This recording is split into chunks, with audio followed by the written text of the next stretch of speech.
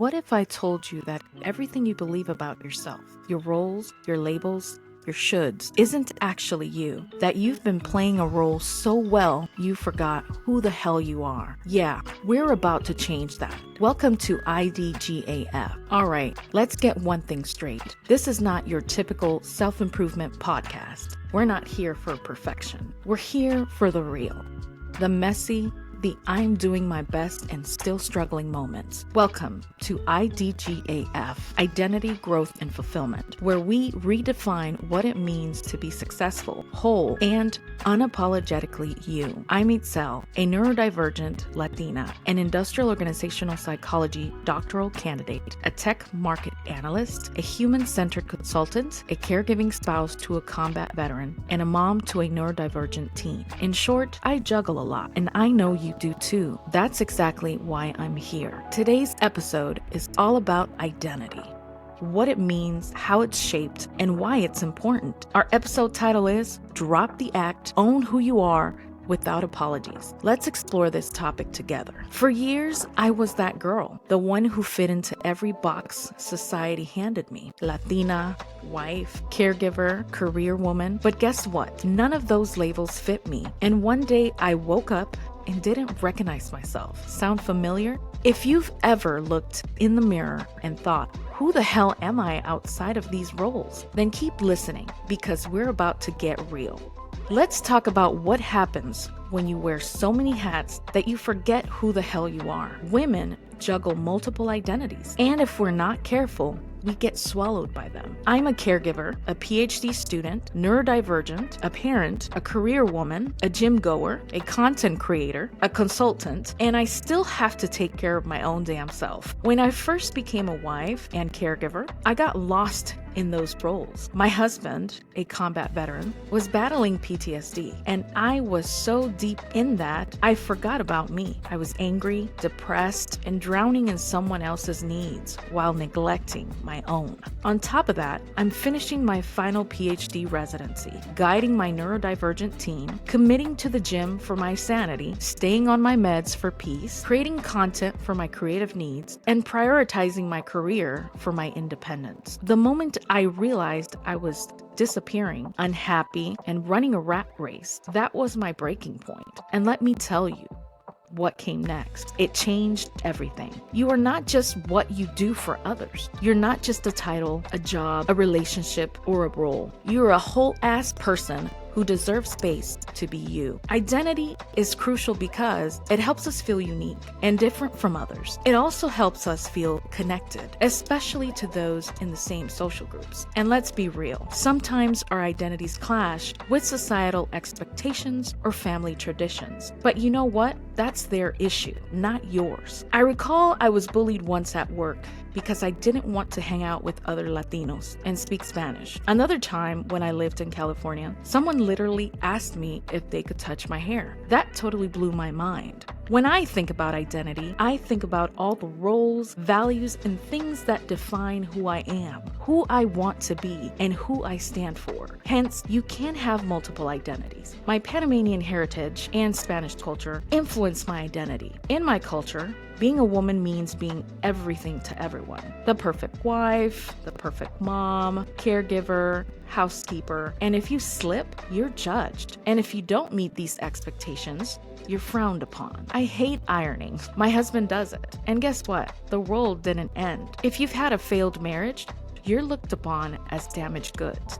On the other hand, men must be hardworking and take care of their families. If they don't, their manhood is questioned. Cultural expectations can shape our identities, but it's essential to define your own identity. As a kid, I was taught early about my cultural identity, specifically women's hair, and what was deemed acceptable by my family. My father's side of the family decided I needed to have hair relaxed often to get the kinks out, which was confusing as a child. So what is identity really? It's not just what's on your LinkedIn profile or what people assume about you. It's way deeper than that. Identity is the collection of characteristics that make up a person or group. It includes your name, personality, beliefs, experience, and physical traits.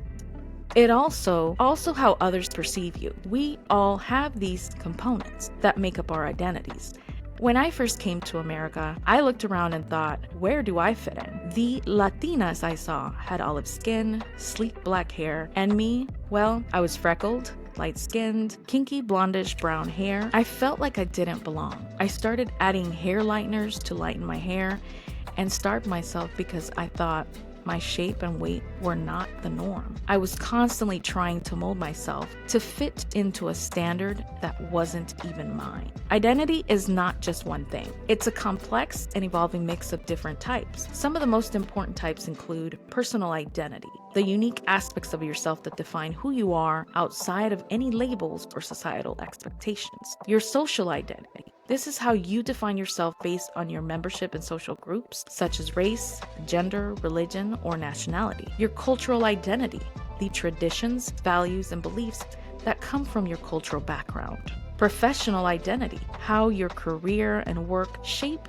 who you are and how others see you. Your intersectional identity, the way multiple aspects of identity, such as race, gender, and disability, intersect to create a unique lived experience. I remember walking into rooms where I wasn't Latina enough, rooms where I wasn't professional enough, rooms where I was too much or not enough, and even for years I tried to shrink myself to fit. Whether it was the expectations placed on me as a Latina woman or the professional spaces that told me my natural hair wasn't professional, I learned the hard way that embracing all parts of my identity was the only way to truly be myself. As I said before, identity is the intersection of multiple characteristics: race, gender, socioeconomic status, sexuality, disability status, and more. And let's be real, when you check multiple boxes, the world doesn't know how to handle you. Too Latina for some, not Latina enough for others, and somewhere in between. I lost myself. Sound familiar? If you've ever felt not enough in multiple spaces, keep listening. The process of identity formation for women is influenced by their connections to others, emphasizing relational identity. So it's not just about gender. It's about how all our identities intersect and shape our experiences. We're taught to nurture, to adapt, to be good girls, and that makes figuring out who the hell we are even harder. Here's the truth. Women aren't just figuring out who we are. We're battling a world that tells us who we should be. And here's the BS we have to deal with. Expected to be nurturing, self-sacrificing, and put together, told to shrink themselves in workplaces and relationships, judged by their looks, tone, and how likable they are. I used to think that in order to be accepted, I had to play along, act professional, straighten my curls, and keep my voice soft and agreeable. But the more I erased myself, the more miserable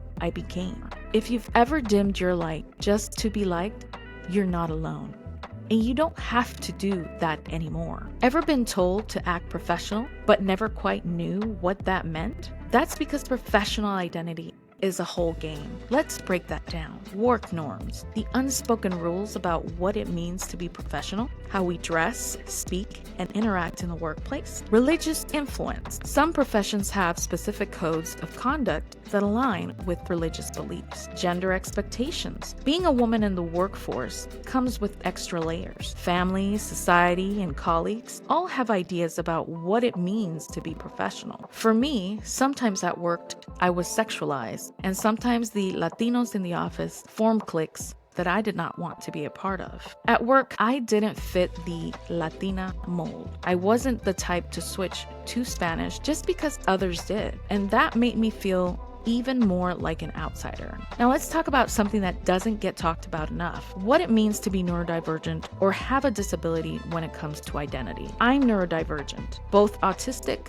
and ADHD. I also live with anxiety and depression. And let me tell you, growing up, the world didn't exactly make space for people like me. When you're neurodivergent, society loves to put labels on you. Too much, too sensitive, too distracted, you're too quiet, you're too hyper, or you're too weird. And when you hear that over and over again, you start to wonder, who am I really? Am I just the too much girl, or am I something more? I remember telling my psychiatrist that I was diagnosed with autism and ADHD, and she just looked at me and said, I'm so sorry. Like there was something seriously wrong with me. Like my brain was some kind of tragedy. But you know what? The only thing wrong in that moment was her reaction, because there is nothing to be sorry about when it comes to who I am. And let me tell you, in my culture, crying or showing a sign of vulnerability is seen as weakness. So when you're already struggling and then everyone around you expects you to be their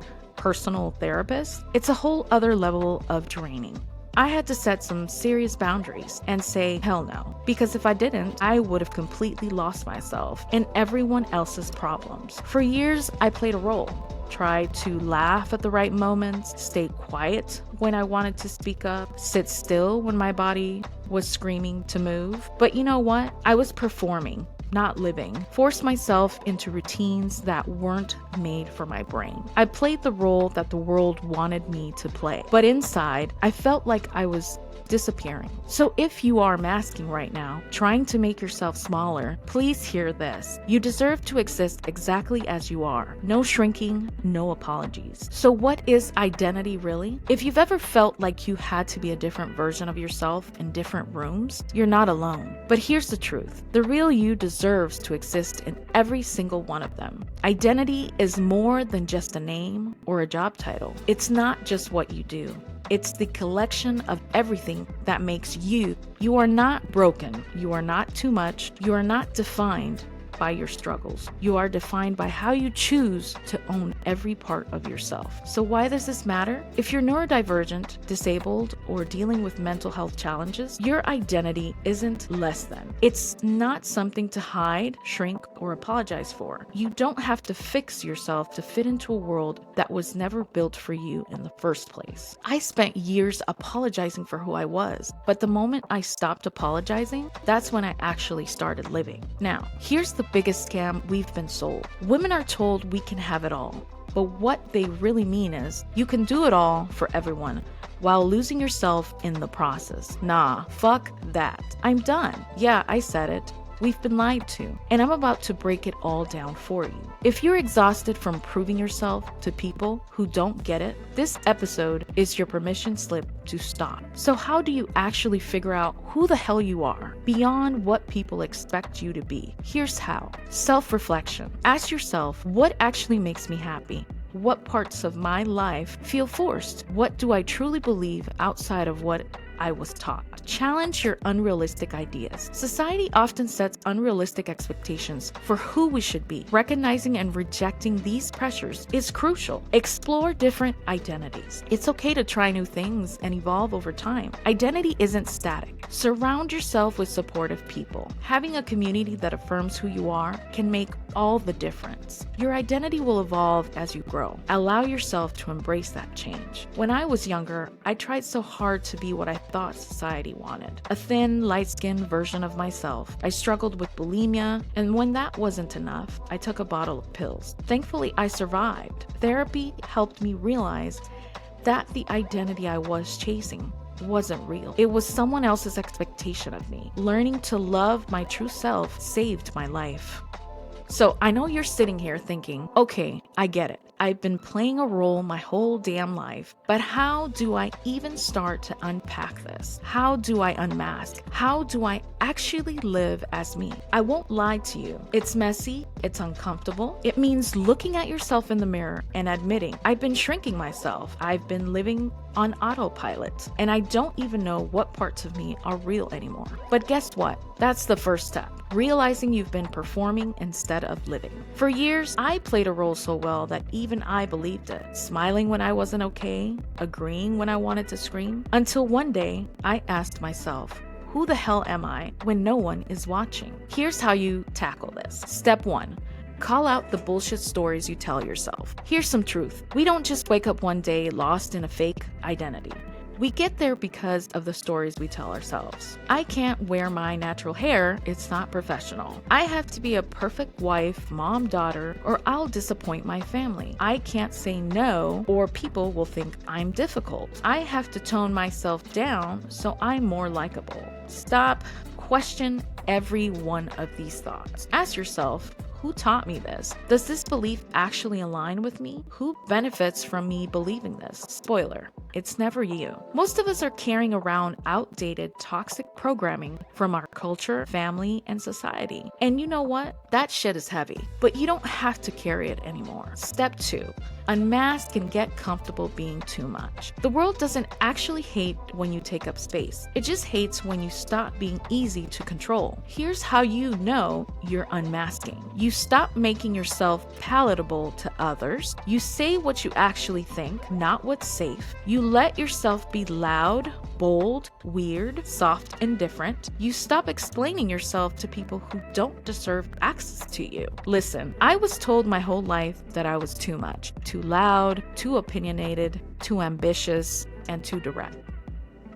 The second I let go of trying to be digestible to people who were never meant to get me, that is when I started living. Your identity is not up for debate. And if someone doesn't like the real you, that's a them problem. Step 3, reclaim your damn identity. Real talk here, folks. If you don't take control of your identity, the world will define it for you. And trust me, it won't be in your favor. Ask yourself, what makes me feel the most like me? Not what others expect. What parts of my identity have I suppressed to fit in? If I stopped people pleasing, who would I be? If no one judged me, how would I live? Here's some homework for you. Write down, if I was 100% my true self, I would, then finish that sentence. Look, you were not born to be a watered down version of yourself. You were not put here to be liked by everyone. You were put here to be real. The world needs more real people. The world needs you. So stop apologizing for existing. Stop masking. Stop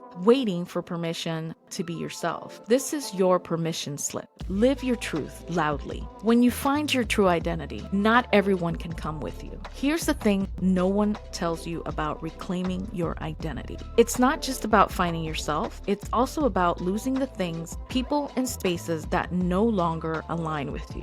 When you finally stop playing a role and start living as your real self, you will see things differently. You'll realize some relationships were built on the version of you that was performing, shrinking, and masking. And once you step into your truth, those connections might fall away, not because you're doing anything wrong, but because you're no longer willing to pretend. Step 1. When you reclaim your identity, you may have to let go of people who only loved the version of you that made them comfortable. That friend who only vibed with the people-pleasing, agreeable version of you, not your people. That family member who guilt trips you for setting boundaries, not your responsibility. That job that demanded you tone it down or act more professional to fit their mold, not worth sacrificing yourself. The hard truth, when you stop wearing a mask, you see who was really here for you and who was only here for the role you played in their life. Step 2, boundaries are not betrayal. They're self-respect. Listen to this. You don't owe anyone the version of yourself that you had to unlearn to survive. Now, here's how to protect the identity you've worked so hard to reclaim. Stop over-explaining. You don't need to justify your growth. Let go of guilt. Choosing yourself isn't selfish. It's necessary. Make peace with being misunderstood. Your identity is not up for debate. Recognize when people are trying to pull you back. You've outgrown survival mode. You don't have to return just because others are uncomfortable. Not everyone will celebrate your healing because your growth might highlight their stagnation. And that's okay. You don't need approval to be who you were always meant to be. Step 3, finding yourself means creating space for the right people. And that's okay. The best part of letting go, you attract relationships that align with your real, unfiltered self. You create space for opportunities that match your true values. You step into a life where you don't have to perform to be loved. If finding your true identity means walking away from people who can't respect your growth, let them go. You didn't do all of this work to go back to the version of you who was performing. Keep going. The right people will meet you where you are. Listen, not everyone deserves access to the next level of you. When you find yourself, you stop begging people to see you. Your identity is not a community project. It's easy to get caught up in the societal expectations, work environments, or even family pressures, and start morphing into something that doesn't align with who you really are. Here's some ways to keep your identity in check. Self-reflection. Regularly check in with yourself. Are you making decisions that align with your true self, or are you just trying to fit a mold? Define your core values. Know what you stand for. Your ideals, beliefs, and personal standards should guide you, not societal pressures. Be mindful of your roles. Ensure that your roles do not force you to compromise who you are. Set boundaries. Avoid situations and people who push you into being someone you're not. Give yourself permission to evolve. Identity isn't static. It grows with you, so make sure the evolution is authentic and not forced.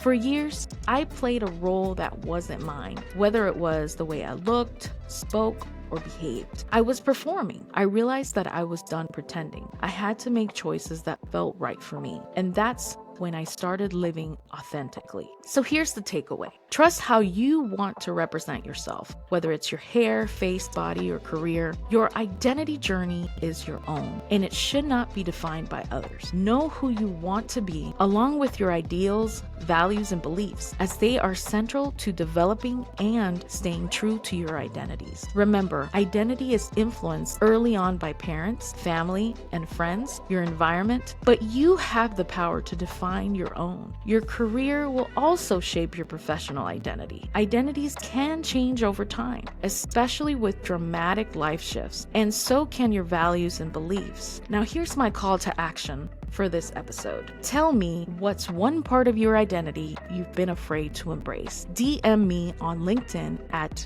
Itzel Jagual, and let's talk about it. I want to hear your story. Because you deserve to exist exactly as you are. No shrinking, no apologies. If you're listening to this and thinking, damn, this is me, then share this episode with someone who needs it. Here's the next episode preview. Why do women tear each other down? You ever notice how women are taught to compete instead of supporting each other? We're pitted against one another at work, in friendships, even in motherhood. But let's be real. Who does that exactly benefit? Because it sure as hell isn't us. In the next episode, I'm exposing the oppressive systems that keep women hating on each other instead of rising together. Why do we police each other's choices, shame each other's bodies, and tear down other women who are just trying to live? And more importantly, how do we break free from that mindset? If you're ready to unlearn the toxic women versus women conditioning, make sure you don't miss episode 2.